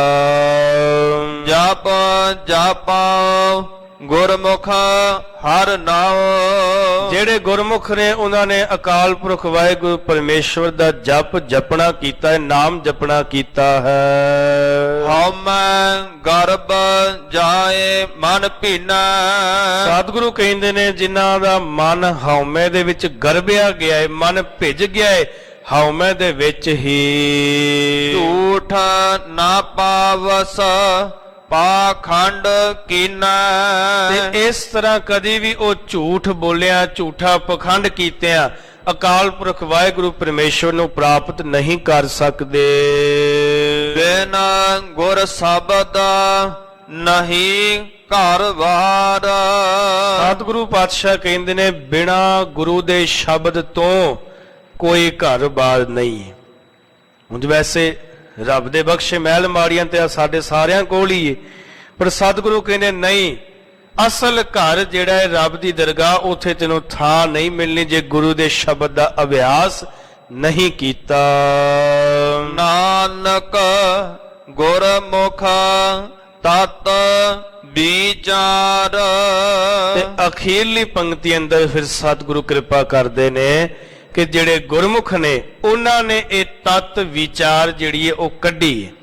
ਤਤ ਵਿਚਾਰ ਉਹਨਾਂ ਨੇ ਪ੍ਰਾਪਤ ਕਰ ਲਈ ਹੈ ਕਿ ਪਖੰਡ ਕੀਤਿਆਂ, ਝੂਠ ਕੀਤਿਆਂ, ਝੂਠ ਕਰਮ ਕੀਤਿਆਂ ਅਕਾਲ ਪੁਰਖ ਵਾਹਿਗੁਰੂ ਪਰਮੇਸ਼ਵਰ ਦੀ ਕਦਾਚਿਤ ਵੀ ਪ੍ਰਾਪਤੀ ਨਹੀਂ ਹੁੰਦੀ। ਪ੍ਰਾਪਤੀ ਕਿਵੇਂ ਹੁੰਦੀ ਹੈ? ਜਦੋਂ ਉਹਦਾ ਸਿਮਰਨ ਕੀਤਾ ਜਾਂਦਾ ਹੈ, ਜਦੋਂ ਉਹਨੂੰ ਜਪਿਆ ਜਾਂਦਾ ਹੈ। ਇਹ ਪਵਿੱਤਰ ਅੱਜ ਦਾ ਮੁੱਖ ਵਾਕ ਅਸ਼ਟਪਦੀ ਰੂਪ ਅੰਦਰ ਸਾਹਿਬ ਸਤਿਗੁਰੂ ਗੁਰੂ ਨਾਨਕ ਸਾਹਿਬ ਦੀ ਰਸਨਾ ਤੋਂ ਉਚਾਰਨ ਕੀਤਾ ਹੋਇਆ ਗੁਰੂ ਗ੍ਰੰਥ ਸਾਹਿਬ ਸਤਿਗੁਰੂ ਦੇ ਪਵਿੱਤਰ ਅੰਗ 905 ਅਤੇ 6 ਉੱਪਰ ਸੁਭਾਏਮਾਨਕ ਹੈ। ਸ਼ਬਦ ਵਿਚਾਰ ਕਰਦੇ ਆ, ਬੇਅੰਤ ਬੇਅੰਤ ਬੇਅੰਤ ਗਲਤੀਆਂ ਭੁੱਲਾਂ ਹੋਈਆਂ ਨੇ। ਸਮਰੱਥ ਸਤਿਗੁਰੂ ਆਪ ਸਮੂਹ ਸੰਗਤ ਬਖਸ਼ਣ ਯੋਗ ਹੋ ਬਖਸ਼ ਲੈਣਾ ਜੀ। ਕੋਟਾਨ ਕੋਟ ਸ਼ੁਕਰ ਸਾਹਿਬ ਸਤਿਗੁਰੂ ਗੁਰੂ ਗ੍ਰੰਥ ਸਾਹਿਬ ਪਾਤਸ਼ਾਹ ਮਹਾਰਾਜ ਜੀ ਦਾ, ਧੰਨ ਗੁਰੂ ਤੇਗ ਬਹਾਦਰ ਸਾਹਿਬ ਸੱਚੇ ਪਾਤਸ਼ਾਹ ਮਹਾਰਾਜ ਜੀ ਦਾ, ਜਿਨ੍ਹਾਂ ਨੇ ਆਪਣੇ ਪਾਵਨ ਪਵਿੱਤਰ ਅਸਥਾਨ ਤੇ ਦਾਸ ਨੂੰ ਪਹਿਲੀ ਵਾਰ ਹਾਜ਼ਰੀ ਭਰੀ ਤੇ ਹਾਜ਼ਰੀ ਭਰਨ ਦਾ ਸੁਭਾਗ ਸਮਾਂ ਸਤਿਗੁਰੂ ਜੀ ਨੇ ਬਖਸ਼ਿਸ਼ ਕੀਤਾ ਹੈ। ਬੋਲਦਿਆਂ ਤੋਂ ਬੇਅੰਤ ਬੇਅੰਤ ਬੇਅੰਤ ਗਲਤੀਆਂ ਭੁੱਲਾਂ ਹੋਈਆਂ ਨੇ। ਆਪ ਜੀ ਨੇ ਆਪਣੇ ਦਰ ਘਰ ਦਾ ਕੂਕਰ ਜਾਣ ਕੇ, ਸੇਵਾਦਾਰ ਜਾਣ ਕੇ, ਨਾਚੀਜ਼ ਜਾਣ ਕੇ ਬਖਸ਼ ਲੈਣਾ ਜੀ। ਸਭ ਦਾ ਧੰਨਵਾਦ, ਸਮੂਹ ਪ੍ਰਬੰਧਕਾਂ ਦਾ ਧੰਨਵਾਦ, ਭਾਈ ਸਾਹਿਬ ਜੀ ਜਿਨ੍ਹਾਂ ਨੇ ਬਹੁਤ ਸ਼ੁੱਧ ਪਾਠ ਕੀਤਾ ਉਹਨਾਂ ਦਾ ਧੰਨਵਾਦ, ਅਤੇ ਅਤੀ ਸਨਮਾਨਯੋਗ ਸਿੰਘ ਸਾਹਿਬ ਗਿਆਨੀ ਪ੍ਰਿਤਪਾਲ ਸਿੰਘ ਜੀ ਹੈਡ ਗ੍ਰੰਥੀ ਗੁਰਦੁਆਰਾ ਸ੍ਰੀ ਦੂਖ ਨਿਵਾਰਨ ਸਾਹਿਬ ਪਟਿਆਲਾ, ਉਹਨਾਂ ਦਾ ਵੀ ਬਹੁਤ ਬਹੁਤ ਧੰਨਵਾਦ ਜਿਨ੍ਹਾਂ ਨੇ ਆਪ ਸਮੂਹ ਸੰਗਤ ਦੇ ਦਰਸ਼ਨ ਕਰਵਾਏ। ਸਾਰਿਆਂ ਦਾ ਧੰਨਵਾਦ। ਮੇਰੀਆਂ ਭੁੱਲਾਂ ਮੇਰੀ ਝੋਲੀ ਵਿੱਚ ਪਾ ਦੇਣੀਆਂ, ਅਸੀਸ ਬਖਸ਼ਿਸ਼ ਕਰਨੀ, ਸਤਿਗੁਰੂ ਕਿਰਪਾ ਕਰਨ, ਅੱਗੋਂ ਵਾਸਤੇ ਸਾਵਧਾਨਤਾ ਸੁਮਤ ਬਖਸ਼ਣ, ਰਹਿੰਦੇ ਸਵਾਸਾਂ ਤੱਕ ਆਪਣੇ ਦਰ ਘਰ ਦਾ ਕੂਕਰ ਬਣਾ ਕੇ ਰੱਖਣ। ਗੱਜ ਕੇ ਅਸੀਸ ਬਖਸ਼ੋ, ਫਤਿਹ ਦਾ ਜਵਾਬ ਗੱਜ ਕੇ ਦਿਓ ਜੀ। ਵਾਹਿਗੁਰੂ ਜੀ ਕਾ ਖਾਲਸਾ, ਵਾਹਿਗੁਰੂ ਜੀ ਕੀ ਫਤਿਹ।